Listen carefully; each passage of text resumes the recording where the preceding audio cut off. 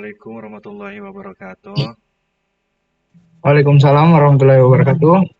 Kenalkan, nama saya dari mahasiswa Universitas Muhammadiyah Riau untuk wawancara kepada Ketua IPM Kepala Cabang Nrekang Provinsi Sulawesi Selatan. Baik, saya langsung nanya di poinnya. Yang pertama, pengenalan apa itu organisasi IPM?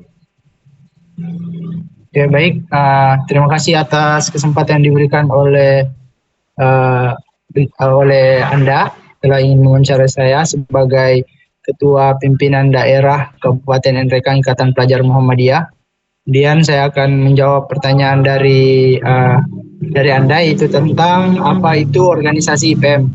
Baik, organisasi secara umum banyak yang mengartikan bahwa organisasi itu diambil dari bahasa organ atau struktur.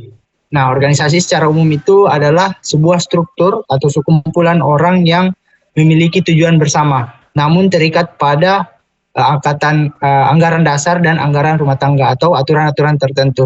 Nah, di IPM itu kami berpedoman atau berpatokan pada hasil muktamar Ikatan Pelajar Muhammadiyah.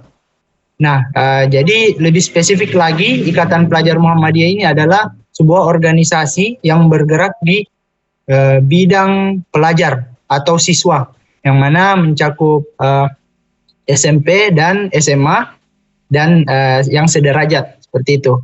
Nah, kemudian kami di Ikatan Pelajar Muhammadiyah itu berada di bawah naungan Muhammadiyah itu sendiri. Jadi kami ini bisa dikatakan kalau misalnya kita adalah warga Muhammadiyah, maka IPM itu dikatakan sebagai ortom atau penggerak yang berada di bawah naungan Muhammadiyah, seperti itu.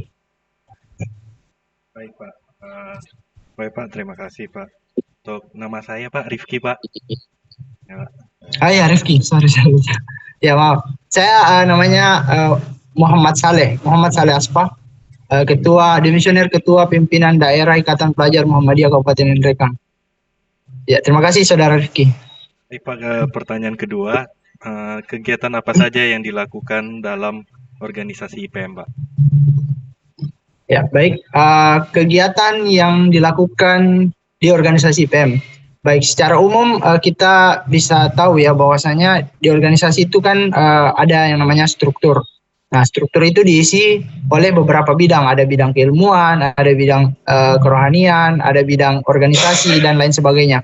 Nah, di IPM sendiri, kegiatan-kegiatan yang dilakukan oleh organisasi IPM itu berdasarkan dari strukturalnya, namun dia lebih fokus untuk bergerak di lingkungan pelajar atau mahasiswa. Jadi pengembangan diri yang dilakukan oleh organisasi IPM itu menargetkan atau menyasar pada pelajar-pelajar. Contohnya seperti pengkaderan atau latihan kepemimpinan, atau misalkan pengembangan skill yang dilakukan di sekolah-sekolah, atau juga pengembangan ilmu kerohanian, pengembangan ilmu pengetahuan, pengembangan ilmu keagamaan, dan seterusnya, seperti itu.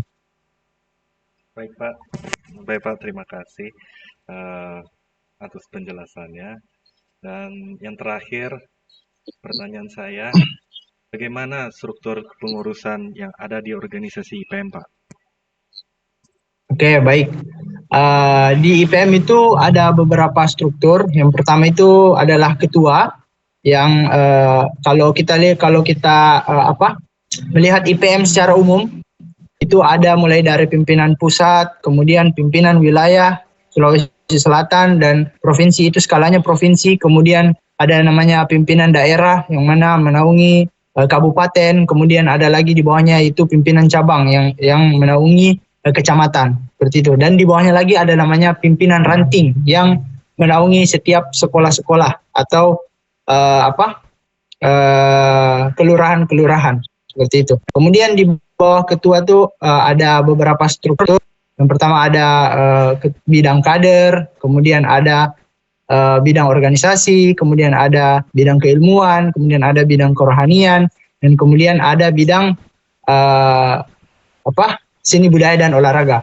Namun sebenarnya bidang-bidang yang lain juga ada, tergantung pada kebutuhan dari pimpinan itu sendiri. Apakah ingin memperadakan, contoh misalkan bidang advokasi atau mungkin bidang budaya dan lain-lain sebagainya. Itu tergantung pada kebutuhannya. Kalau misalnya dia tidak membutuhkan bidang-bidang tertentu, maka boleh untuk tidak diperadakan, boleh juga diperadakan apabila dibutuhkan. Seperti itu, Saudara Rifki. Baik, Kak Saleh, terima kasih atas infonya. Mungkin itu pertanyaan cukup buat saya untuk memenuhi tugas mata kuliah saya. Oke, Mas Saleh, terima kasih atas wawancaranya. Ya, Sama-sama. terima kasih dan mohon maaf mengganggu waktunya. Sekali lagi.